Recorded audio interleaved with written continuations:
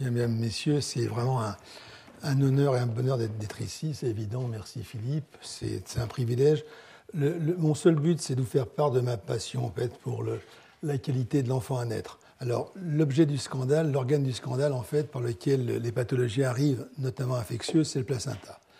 Le placenta, c'est un organe qui se forme, donc, comme vous le savez, pendant la grossesse et qui va disparaître par la suite. Et en fait, c'est tout sauf une passoire. C'est-à-dire que, bien sûr, il fait un certain nombre d'échanges grâce à la circulation fœto-maternelle. Il apporte au fœtus des nutriments. Il lui permet d'éliminer les déchets métaboliques. Il a un rôle endocrine extrêmement important, notamment sur le plan hormonal. Et vous savez tous que la grossesse correspond quand même à la seule allogreffe qui n'est rejetée qu'au bout de 9 mois, ce qui est quand même pas mal. Et donc, il existe effectivement une partie maternelle et une partie fœtale.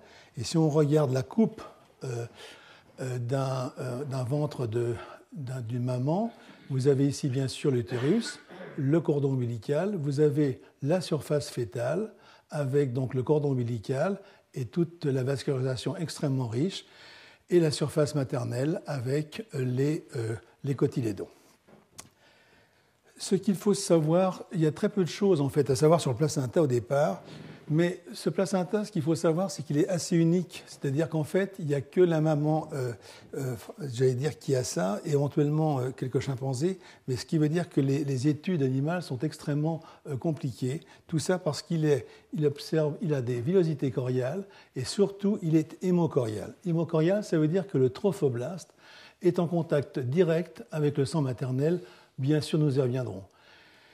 Il est chorio-allantoïdien, c'est-à-dire que les villosités contiennent des vaisseaux qui proviennent de la circulation allantoïdienne. Et enfin, il est décidual, c'est-à-dire que le tissu chorionique de la muqueuse utérine va subir des modifications qui sont la décidualisation. Et on sait maintenant que, par exemple, des anomalies de cette décidualisation, comme la prééclampsie par exemple, sont de mieux en mieux comprises à travers ce phénomène. Et cette muqueuse, bien sûr, est éliminée à ce que l'on appelle improprement la délivrance. Vous avez ici vraiment la partie la plus importante pour comprendre pourquoi en fait on peut se contaminer avec du sang maternel. Vous avez à droite la paroi utérine, vous avez ici toute la partie maternelle qu'on appelle la décidua. Vous avez les artères et les veines maternelles qui vont déverser le sang dans un espace intervilleux, une espèce de chambre comme un lac.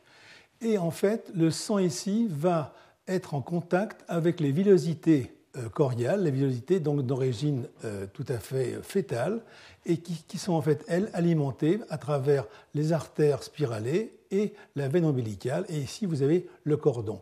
Cette partie, c'est le chorion du placenta, et cette partie-ci, la décidua. Et ici, vous avez des cellules trophoblastiques qui vont ensuite fusionner pour créer le syncytium. Alors, les échanges, Philippe vous a beaucoup parlé, j'en suis sûr, encore aujourd'hui, de la polarisation. Le syncytiotrophoblaste est une cellule qui est polarisée au niveau de sa membrane basale. Il y a une face apicale, qui est la face maternelle, avec des microvillosités riches en cholestérol, moins riches en acides gras insaturés. Des endothéliums qui sont extrêmement minces et qui permettent des échanges par diffusion. Et on retrouve aussi des jonctions de type serré, comme on trouve au niveau de la barrière hémato-encéphalique, et également de nombreuses vésicules qui peuvent passer comme ça à travers l'endothélium. Alors, par rapport à ça, très, très simplement, la maman quand même fait bien son office avec le rôle de protection, sauf des fois elle fait un peu de zèle, par exemple dans la maladie hémolytique du nouveau-né où on ne lui demande pas de faire des anticorps, elle en fait, ça crée une hémolyse. Mais globalement, les IgG de l'ordre de 150 000 en termes moléculaires passent la barrière placentaire et protègent le fœtus qui lui ne synthétise pas d'anticorps. Les IgM, globalement, 6 fois plus gros, genre 800 000, 900 000 Dalton, ne passent pas. Et ce n'est qu'après la naissance que les fœtus peuvent effectivement les nouveau-nés, peuvent synthétiser des immunoglobulines.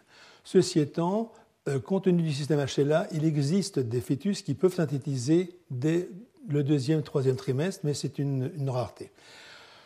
Par contre, le fœtus sécrète des IgM en fin de grossesse, c'est-à-dire 3e trimestre, et après la naissance, le taux augmente et il est stable à la fin de la première année. Et les IgA, dont je suis sûr, malheureusement, je n'ai pas pu assister à la barrière intestinale, donc Philippe vous en a bien sûr parlé, qui sont si importantes, ne sont sécrétées qu'après la naissance, et ça explique en partie pourquoi ces nourrissons sont fragilisés au niveau de la protection des muqueuses intestinales, digestives et respiratoires. Quand, très gentiment, comme d'habitude, Philippe m'a proposé ce cours, forcément qu'il a fallu choisir. Bon. Alors, tout choix est arbitraire, j'espère que vous ne m'en voudrez pas. Je vais vous parler de diagnostics, sincèrement, qu'on connaît bien, et ensuite d'une partie que je connais moins bien, sauf pour les médicaments, où on a beaucoup, par contre, travaillé dessus. Parmi les virus transmissibles, il y a la rubéole. La rubéole, c'est 40 cas par an environ, recensés, sûrement un petit peu plus, mais recensés. Pourquoi ? Parce que globalement, la vaccination marche très bien et que même si une maman était séronégative le jour de l'accouchement, on peut la vacciner en postpartum. Je vous parlerai des herpès viridés et parmi ces espèces viridées, le CMV. Beaucoup plus que herpès et varicelle, qui au demeurant peuvent parfaitement donner des maladies congénitales, mais parce que c'est un beau modèle expérimental et surtout qu'il est quand même extrêmement fréquent, que la prise en charge est intéressante et qu'en plus il existe, malheureusement je ne peux pas vous donner les essais, il y a 2 essais médicamenteux et un essai sur les gamma-globulines en cours, mais on aura les résultats 2011, malheureusement pas tout à fait maintenant, mais on sait déjà que c'est l'air de marcher. Et puis le parvovirus, parce que j'ai pensé que c'était quelque chose qui intéresse beaucoup plus nos voisins anglo-saxons américains et qu'on connaît moins ça en France, alors que c'est aussi quelque chose de tout à fait intéressant, qui peuvent, à nos âges, expliquer des arthralgies de l'enfance, voilà, ou même de notre vie fétale antérieure. Et puis parmi ces autres virus, je vous parlerai volontiers du VIH parce que là encore, il y a eu des progrès extrêmement importants en termes de prise en charge et pas de l'hépatite B ou C, dans la mesure où là encore, la vaccination a quand même quasiment éradiqué ce genre de pathologie in utero. Alors, quelles sont les circonstances du diagnostic d'une infection materno-fétale ? D'emblée, il faut dire que si on a une suspicion de contagion chez une femme enceinte, c'est-à-dire une maman est comme en début de grossesse, son premier enfant ou un enfant est à la crèche et qu'à la crèche il y a des varicelles, c'est clair qu'on pourra évoquer ce type de diagnostic. Il existe également des éruptions qui sont extrêmement typiques chez la mère. Je ne suis pas clinicien, mais je vais vous faire voir des photos. Une fois que vous en avez vu une, vous la reconnaîtrez facilement. Et puis d'autres éruptions qui sont merveilleusement atypiques, on ne peut vraiment rien dire. Puis autrement, vous avez des signes cliniques qui sont strictement non spécifiques, qui sont la fièvre, des adénopathies, c'est jamais un ganglion isolé, et puis une hépatite. C'est ensuite le troisième signe, ce sont les signes échographiques. Les signes échographiques, c'est très clairement ce qui a révolutionné la prise en charge de la grossesse. Quand je dis échographique, c'est aussi bien le scanner que les RMistes, c'est-à-dire que c'est vraiment l'IRM, bien sûr, c'est le scan, et c'est les échographies. Comme vous le savez, sans doute, c'était du 2D pendant très longtemps. Maintenant, on a des reconstitutions en 3D en temps réel, notamment par exemple pour les fentes labiales, c'est vraiment un progrès absolument majeur. Et ces signes échographiques vont nous permettre de voir très, très facilement s'il y a une rupture de croissance in utero, certaines anomalies échographiques type malformation, calcification, anasarque photoplacentaire, c'est-à-dire en fait édème, ascite, hypertrophie des îlots érythroblastiques, notamment hépatiques. Et en fait, ce qu'il faut bien savoir, c'est que ce diagnostic prénatal, vous le verrez, il est très nataliste. C'est-à-dire qu'avant, devant une suspicion il y avait systématiquement un avortement. Il y a 20 ans, tous les séroconversions de toxo étaient interrompus. Ça ne correspond que 5% de fœtus atteints. Vous voyez, donc ça ne vaut pas le coup. Et de la même façon, vous allez voir pour le CMV ou le parvovirus. Donc, anomalie échographique extrêmement importante pour juger d'une embryophétopathie. Et puis, on peut aussi remonter à un problème in utero sur une éruption ou un trouble neurosensoriel. Et on a tous dans nos familles des connaissances d'enfants avec une surdité, par exemple, ou un quotient intellectuel un peu bas qui est dû, par exemple, à une rubéole ou à un CMV. Alors, on va donc commencer par le CMV. Le CMV, donc virus et herpès viridé, persiste, qui est sous forme latente. Alors, vous allez voir, c'est un virus un peu vicieux dans la mesure où, d'emblée, je dois vous dire que, bon, pour faire, par exemple, être impliqué dans les greffes de moelle, lorsqu'on greffe quelqu'un avec un CMV latent, clac, par exemple le GCSF ou l'immunosuppression, on va faire réapparaître le CMV.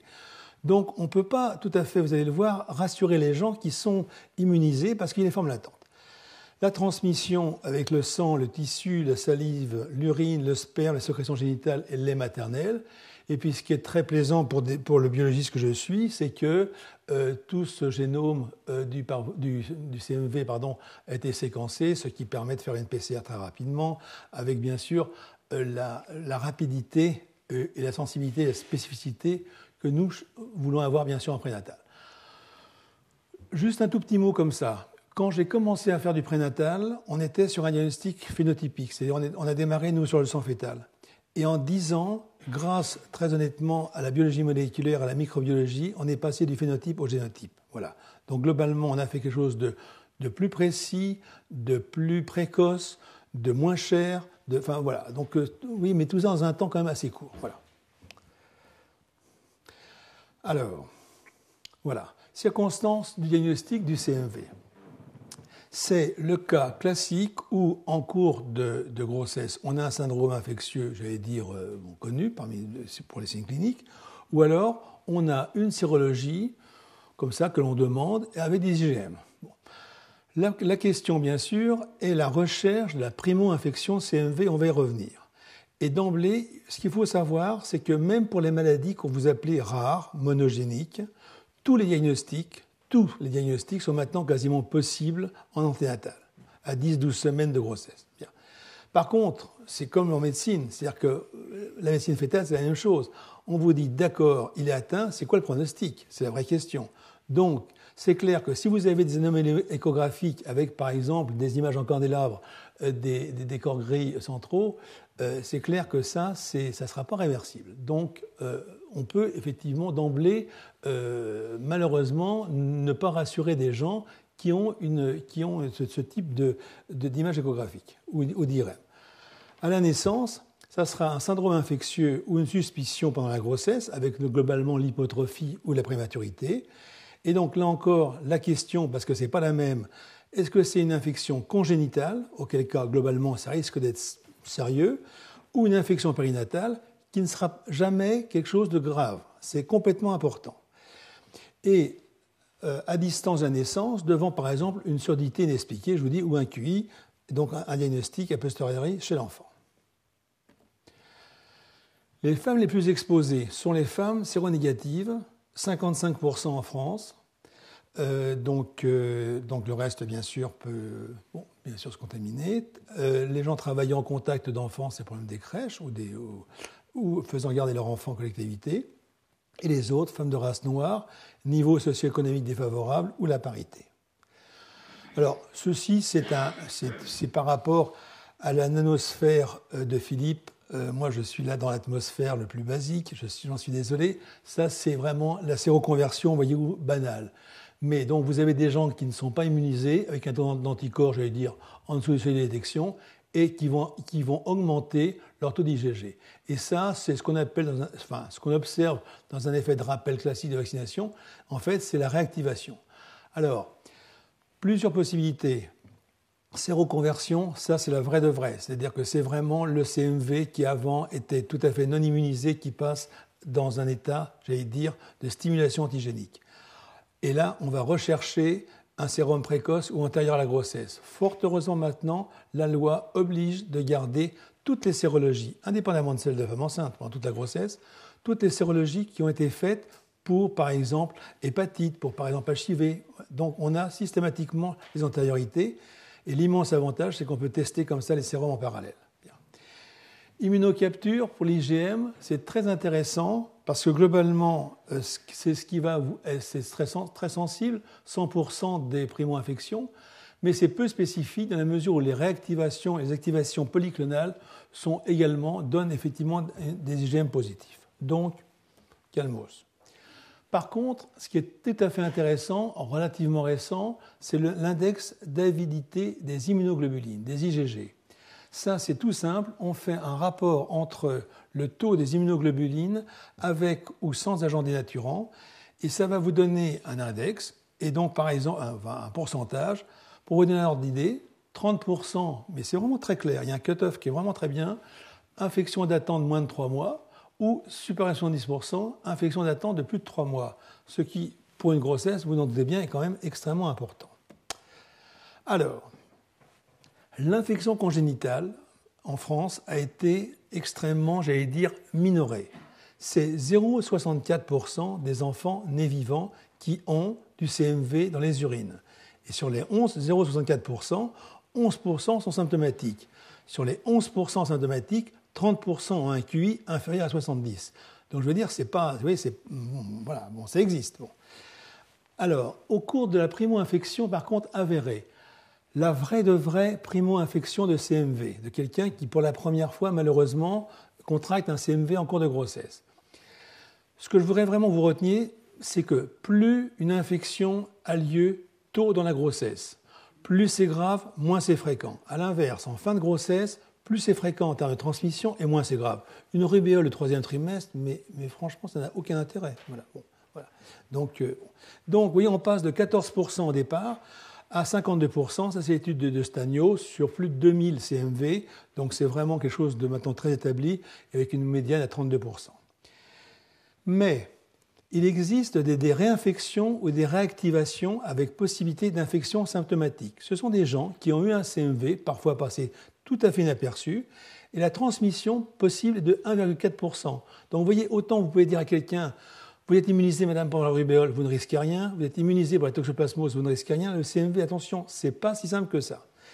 Deuxième chose qui le rend un peu encore moins simple, c'est le problème des gens pour lesquels on a uniquement une présence d'IgM, et avec un risque de transmission à 20%. On ne sait pas d'où ça sort. Il y a des gens qui ont des taux stables d'IgG, ils ont des IgM, et voilà. Bon. Et puis, il y a des gens qui ont aussi une primo-infection périconceptionnelle qui va survenir dans les 6 mois avant le début de grossesse. On ne voit jamais ça pour la toxo, on ne voit jamais ça pour le parvovirus, on ne voit jamais ça pour des tas de choses. Mais là, on a un risque de transmission de 9,1%. Donc, vous voyez, ce que je veux dire par là, c'est qu'il y a une très grande prudence. Alors, bien sûr, c'est une faible fréquence, je suis d'accord, mais il y a une très grande prudence dans l'information à donner aux patients qui sont dans une possibilité d'infection et de transmission à CMV. Ceci est l'illustration de l'invasion trophoblastique avec la perturbation, j'allais dire, virale par le CMV, voilà la voie sanguine, et ici, avec l'espace intervilleux, les trophoblastes ici, syncytotrophoblastes. Et on sait actuellement que dans le macrophage, on a une multiplication du CMV parce qu'on trouve des ARN. On n'en a encore pas vu dans les cellules endothéliales ni les fibroblastes. On sait également que les cytotrophoblastes sont assez permissifs pour le CMV et que les immunoglobulines ont un rôle très différent en fonction de leur avidité. Voilà. Alors, je n'ai pas voulu vous parler trop de la réponse immunitaire humorale en termes d'échappement. Au niveau, les nouvelles acquisitions au niveau du CMV, de l'échappement à la réponse immunitaire cellulaire, il y a 2 choses qu'il faut retenir.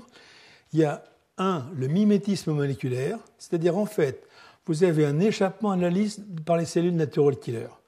Parce qu'en fait, il y a une possibilité d'expression du gène UL18 qui code pour un homologue du complexe majeur d'histochondrialité de type 1. Donc ça, c'est assez intéressant. Deuxièmement, ça rejoint ce que vous êtes Philippe tout à l'heure sur les chimiokines.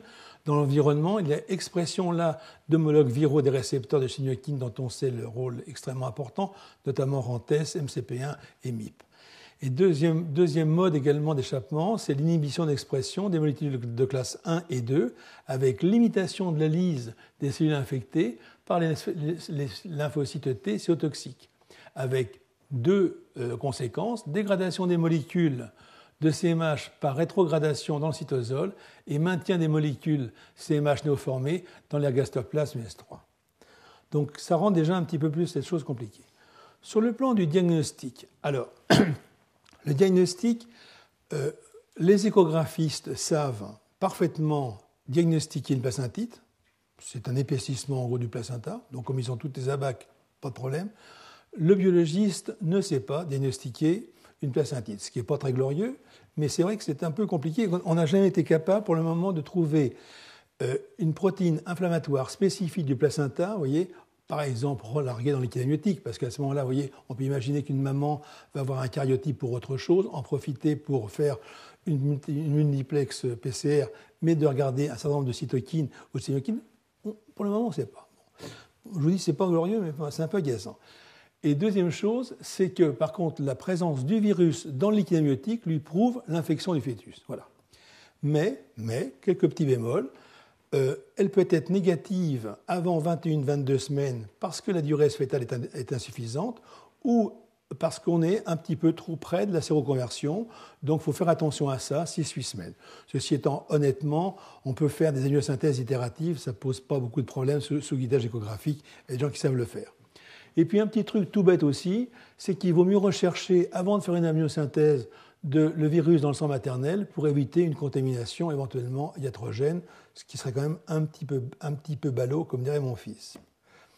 Alors voilà, donc les méthodes, c'est extrêmement classique, hein, méthode virale, méthode, j'allais dire, un petit peu longuette, donc bon, et puis méthode technique rapide, immunofluorescence avec incorporation, ou PCR avec ADN viral, culture et PCR ont sensiblement la même spécificité et la même sensibilité, voilà.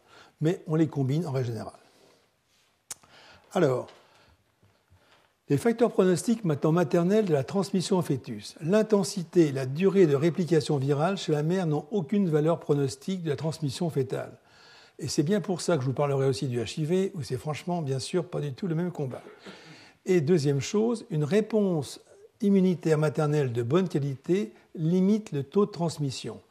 Alors, très clairement, il faudrait faire l'avidité. Et très clairement aussi, il faudrait faire un test de lymphoprolifération anti-CMV, mais ce n'est pas encore exploré en routine, mais je pense que ça le sera bien évidemment. Alors, le pronostic maintenant d'atteinte fœtale.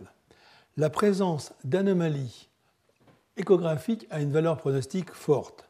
En d'autres termes, il existe malheureusement, par exemple, des dilatations ventriculaires, des troubles de la giration, des édèmes, des ascites, qui donne un pronostic extrêmement sombre, pour lequel malheureusement une interruption de grossesse devrait être discutée.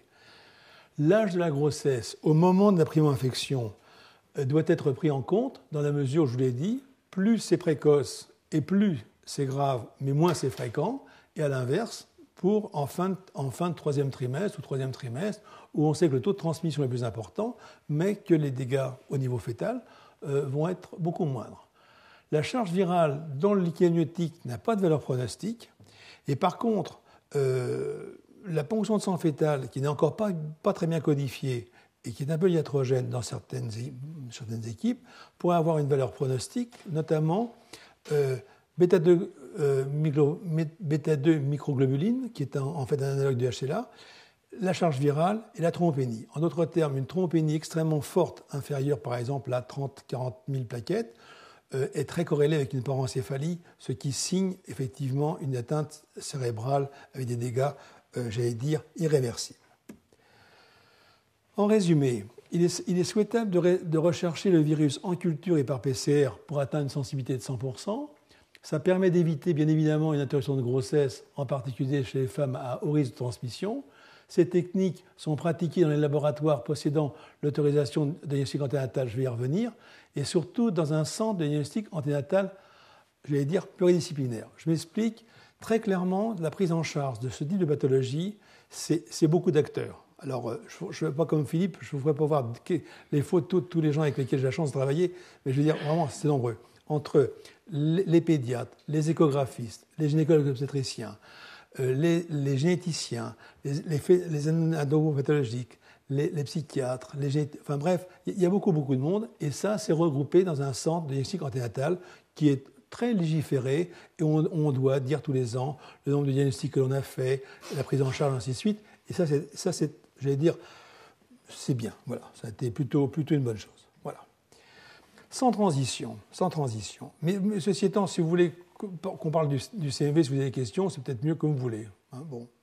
Ou alors on passe au parvovirus. Alors, le parvovirus. Il a été découvert en 1975 dans les sérums de donneurs de sang. C'est un virus à ADN nu qui est extrêmement résistant et il a un récepteur P érythrocytaire qui est une glycose phingolipide. C'est un virus qui est ubiquiste, qui est transmission par voie respiratoire, sécrétion, crachat, mucus, par voie transplacentaire. Il est responsable d'endémies, mais également d'épidémies printanières tous les 3 à 4 ans, une séroprévalence qui augmente avec l'âge. Donc 10% entre 1 et 5 ans, 40% entre 20 et 60 ans, enfin entre 20 et 30 ans, pardon, et supérieur à 70% après 60 ans. Si bien que, bon, même si l'âge de la procréation se décale un petit peu, même considérablement, 50% des femmes en âge de procréer sont non immunisées. Et la fréquence, c'est 1 sur 400, et le risque majoré si bien sûr les femmes sont en contact avec des enfants en bas âge.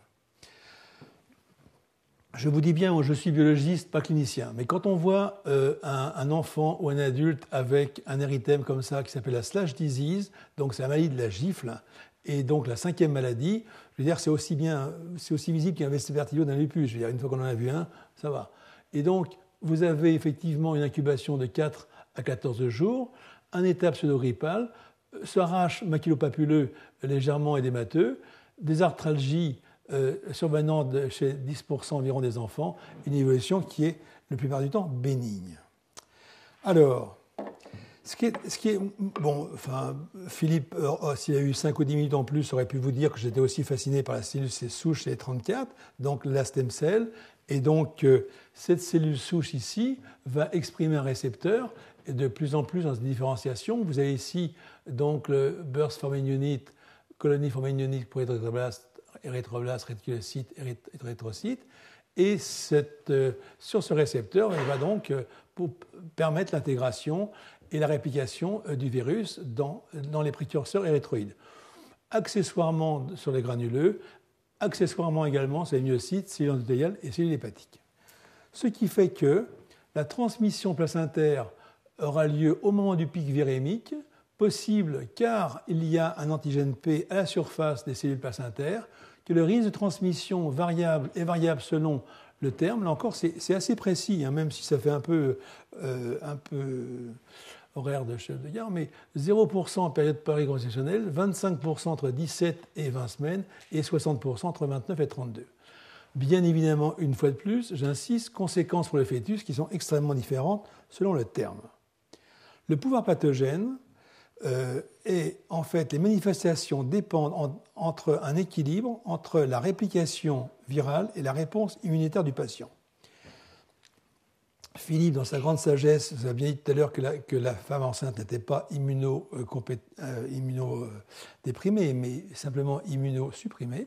Et donc, effectivement, cette personne-là peut avoir une virémie transitoire, une infection asymptomatique, et qui peut passer effectivement chez le fœtus en donnant ce qu'on redoute un petit peu, c'est la myocardite, et pire encore, l'anasarque fœtoplacentaire, qui est en fait une phase terminale de la maladie fœtale. Mais effectivement, chez un adulte immunodéprimé, on aura une virémie chronique et une érythroblastopénie profonde, donc médulaire, avec une anémie donc, qui sera une anémie centrale, arégénérative.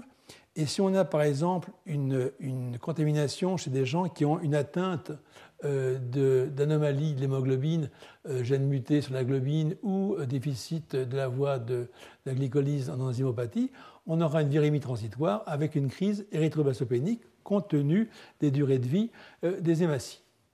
Voilà, donc ici on a donc différents schémas, bien évidemment, c'est ce schéma-là qui nous intéresse le plus, avec donc la femme enceinte, la virémie transitoire et le passage donc à travers le placenta. Alors là encore, c'est très bateau, hein, je vous prie de m'en excuser, vous connaissez ça par cœur, c'est la virémie, d'accord. Ensuite les signes cliniques, ensuite les IgM, les IgG, éruption arthralgie. Donc la détection des anticorps spécifiques, IgM et IgG. Le seule chose, si vous voulez, c'est que très honnêtement, les réactifs pour le parvovirus ont été bons qu'il n'y a que très peu de temps. Voilà. C'était n'importe quoi pendant très très longtemps, ce qui a donné des résultats faussement positifs. Voilà. Et qui est né bêtement. L'infection fétale. 30% des primo-infections à B19 de la femme enceinte entraînent une infection fétale. Et le parvovirus B19, à lui seul, est responsable de 3 à 5% des avortements spontanés. Mais il faut savoir aussi que beaucoup d'avortements passent inaperçus. Et de 7 à 15% des morts fétales in utero, ce qui est quand même assez important. Alors, vous allez voir, il y a vraiment une vraie prise en charge qui est, qui est clinico, biologico, échographico ensemble. Donc, on a un dépistage et en cas de négativité, on va faire un deuxième prélèvement 3 semaines plus tard environ pour la séroconversion. Et si on a des signes cliniques ou une évidence sérologique, sérologique de première infection, surveillance échographique. Alors là, il y a deux possibilités.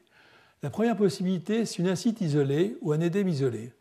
Et là, il faut quand même se méfier parce qu'il y a là encore, il y a des inégalités devant l'infection qui sont très claires. Il y a des fœtus qui se battent mieux que d'autres, et donc, à l'évidence, et donc on a des régressions spontanées possibles.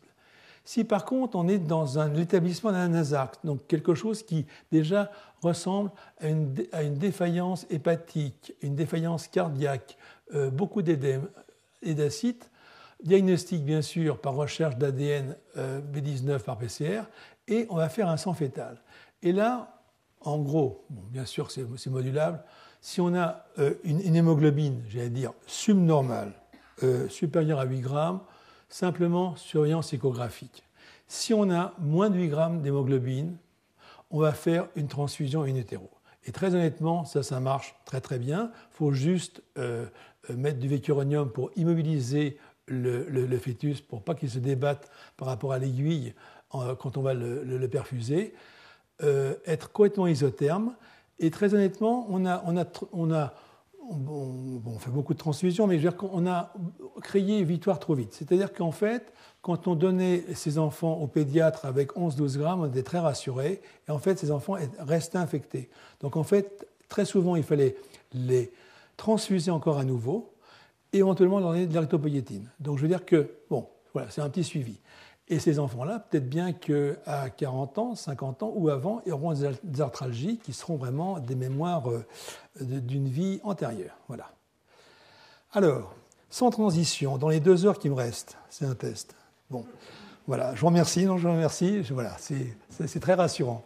Donc voilà, transmission du VIH de la mère à l'enfant. Alors ça, c'était identifié dans les années 80. Et si je vous en parle, c'est parce que je pense que très clairement, il y a des équipes françaises qui ont vraiment fait beaucoup de choses pour que les choses deviennent plus simples. Je ne voudrais pas faire de la médecine géographique, mais c'est clair qu'il y a une inégalité des chances. Vous voyez, quand vous avez un HIV, quand vous êtes en Afrique, aux USA ou en Europe, et compte tenu de votre niveau socio-économique et culturel. C'est une évidence. On va parler là de pourcentage, d'accord ? Bien. Donc le taux de transmission, il est variable selon les zones géographiques. En Afrique, c'est 30%, il peut aller jusqu'à 50% dans certaines régions. Aux USA, 20-25%, Europe, 15 à 20%. Et la transmission du VIH2 est extrêmement modeste, 1 à 4%. Et ce qui est magnifique, c'est que, même si ça reste une maladie, le moins qu'on puisse dire, présente, c'est qu'il y a une diminution de transmission dans le temps. C'est-à-dire que les progrès au cours de ces 5 dernières années sont vraiment tout à fait spectaculaires. Alors, transmission materno-fétale. Pas de relation avec le mode de contamination de la mère, de la parité, l'origine ethnique. Il n'y a pas de diagnostic prénatal possible et surtout pas souhaitable. On sait maintenant qu'effectivement, on les contamine à la naissance, vous voyez, donc ce n'est pas la peine de faire un geste iatrogène qui risquerait de contaminer un fœtus qui n'a rien. Voilà. Donc là-dessus, il ne faut pas faire de zèle. La contamination de l'ovocyte n'a jamais été décrite. La contamination, on va y revenir, c'est très important, surtout en fin de grossesse et autour de l'accouchement. Donc il y a des préventions qui s'instaurent. allaitements qui peuvent bien sûr être maternels, donc à ce moment-là, bien sûr contaminés, et on peut cibler la prévention sur ces périodes. On va y revenir. On a, mais une fois de plus, si vous voulez, bon, des risques qui sont maintenant assez codifiés qui rentrent dans le pronostic. Malheureusement, nous n'avons pas encore de logiciel, mais ça va venir pour mouliner tout ça. Mais facteur maternel, on sait qu'une charge virale plasmatique élevée, des CD4 dans les chaussettes, un syndrome clinique type Kaposi-Sida moyen, facteurs viraux, on sait que le VIH1, c'est vraiment la bête noire par rapport au VIH2, des facteurs fétaux génétiques HLA, CCR5, sexe féminin, hypotrophie. Et puis, des facteurs placentaires, j'allais dire associés, comme une chorioamniotique bactérienne ou parasitaire, favorisent manifestement la transmission. Les facteurs obstétricaux, rupture prématurée des membranes, accouchement prématuré, infection génitale, MST, gestes invasifs, par exemple amyosynthèse, ponction de trophoblaste, sang fœtal, tout ça est bien sûr tout à fait ennuyeux. Et l'allaitement maternel, avec bien sûr la charge virale des CD4, charge virale élevée dans le lait, une mastite. Donc tout ça contribue. La transmission, c'est deux modes de transmission. Une voie placentaire pure et une voie ascendante. Une voie placentaire, c'est le virus libre par l'intermédiaire du trophoblaste et des macrophages. Et virus intracellulaire par les microtransfusions mère-enfant. Voie ascendante, membrane rompue ou membrane intacte avec liquide amniotique colonisé par du virus excrété au niveau du col utérin. Plus doucement, peut-être les acquisitions qui sont vraiment récentes sur les mécanismes moléculaires de l'infection VIH. Il y a une molécule qui est tout à fait de plus en plus passionnante, qui est l'EPAP, pour Early Pregnancy Associated Protein. Vraisemblablement, elle a un rôle d'inhibition dans l'intégration CD4 virus. Bien évidemment, vous savez bien que cette chère molécule est maintenant découpée de tous les côtés, séquencée, qu'on va faire des peptides de tous les côtés pour voir si effectivement on trouve un petit peptide inhibiteur. Et pour en faire, dans 10 ans, une molécule d'intérêt. Les cellules CD14 qui sont présentes dans la DSI2A seraient responsables de l'interaction avec le VIH. Ce qui n'est pas un scoop, mais bon, ça va avec plein d'autres choses. Mais les cytokines pro-inflammatoires, donc le TNF, alpha-bêta, les interleukines 1, 6, 10, les chimiokines, CXL8, dans la stimulation des immunocytes infectés, aura un rôle extrêmement important. Et on constate qu'entre les cellules fœtales et les cellules adultes, on a un niveau d'expression des facteurs de transcription, notamment NF-kappa-B, CDK9, cycline T1, et des signaux de transcription, stade 3-5A, tout à fait plus important dans les cellules fœtales par rapport aux cellules adultes. On sait que ici, ça c'est un travail de Calmette-Rouzio, Christine, que 60% de la transmission a lieu à la naissance. Et qu'on a très peu de transmission, vous voyez 20%, 10%, et qu'on peut considérer que 3 semaines avant la naissance, il n'y a pas de transmission. Alors ce schéma-là, il est très important parce que ça vous montre tout l'impact qu'on peut faire pour être efficace sur la transmission. Premièrement, on peut, en anténatal, diminuer la charge virale par les antirétroviraux, et c'est là-dessus que nous avons travaillé sur le passage des médicaments qui étaient bien sûr actifs chez la mère et non toxiques au niveau fœtal. Exposition à l'accouchement, antirétroviraux et césarienne, prophylaxie en post-partum, post-exposition et un allaitement bien sûr artificiel. Donc ça a l'air basique comme ça, mais c'est quand même comme ça que ça marche. Voilà. Les recommandations donc qu'on rappelle le rapport Yeni de 2008 disent qu'il y a 4 points qui sont très importants. C'est le bon sens près de chez vous, mais ça marche comme ça aussi. C'est diminuer les risques de transmission en obtenant une réduction maximale de la charge virale en fin de grossesse, assurer un traitement optimal pour la mère, préserver les options thérapeutiques futures et éviter les résistances induites par un traitement préventif, assurer un véritable traitement post-exposition en poursuivant le traitement antirétroviral chez l'enfant. Et ces objectifs sont couplés à celui de limiter au maximum les risques, bien sûr, de toxicité médicamenteuse pour la mère et le fœtus. quasiment dans l'ordre d'apparition des molécules. Vous avez 6 classes de molécules importantes: inhibiteurs nucléosidiques de reverse transcriptase, inhibiteurs de protéase, inhibiteurs non nucléosidiques de reverse transcriptase, inhibiteurs de fusion, inhibiteurs d'intégration, inhibiteurs d'entrée. Ceux-là sont les plus récents. Et donc, on peut, j'allais dire, vous voyez, aucun n'a été classé en catégorie A par la FDA, donc aucun n'est tératogène, d'accord, mais aucun non plus n'a pas de toxicité. Et donc, par exemple, le 3-TC, le DDC sont très utilisés. Sakinavir, enfin, l'invirase, très utilisé, Viracept, Telzir. Vous avez le Virimune, vous avez le Fuséon, pardon, ici, pourquoi, voilà, l'Isentress et le Selzentri, qui sont également des molécules tout à fait intéressantes. Ici, vous avez, je vous ai mis 3 études, mais qu'importe, mais qui vous montrent bien l'impact des médicaments sur le risque de transmission. Vous avez placebo dans une étude, 25,50%. Vous mettez uniquement de l'AZT, 8,30%. Vous mettez AZT 3-TC, vous êtes rendu à 1,60. Autre étude, 20%. Haute population, donc 20%. Vous mettez de l'AZT, on chute là encore de moitié. Et on est ensuite en bithérapie à 3,80%. Et maintenant, on a ce qu'on appelle HART, qui correspond à Highly Active Antiretroviral Therapy, et qui était à 1,20% de transmission en 2009, pardon, et je pense qu'on sera à moins de 1% en 2010. Donc on sera entre 0,8 et 0,9. Bon, voilà. Donc les recommandations. Le traitement relève d'une décision collaborative multidisciplinaire qui ne doit jamais être prise dans l'urgence, sauf bien sûr dans les diagnostics tardifs, bien sûr. La patiente doit être impliquée dans les décisions et recevoir une information claire et individualisée. C'est tout le problème de la compliance au traitement, sur la nécessité du traitement pour elle-même, son efficacité, mais aussi sur les incertitudes concernant sa toxicité potentielle. La transmission, donc, elle demeure au premier plan, des risques de grossesse chez une femme infectée par le VIH, nécessité d'un suivi pluridisciplinaire cohérent et individualisé, prévention repose sur le traitement antirétroviral mère-enfant et un allaitement artificiel. Dans la demi-heure qui me reste, non, c'était pas drôle, c'est pas drôle. Conclusion, le diagnostic prénatal, des maladies infectieuses et la médecine fœtale.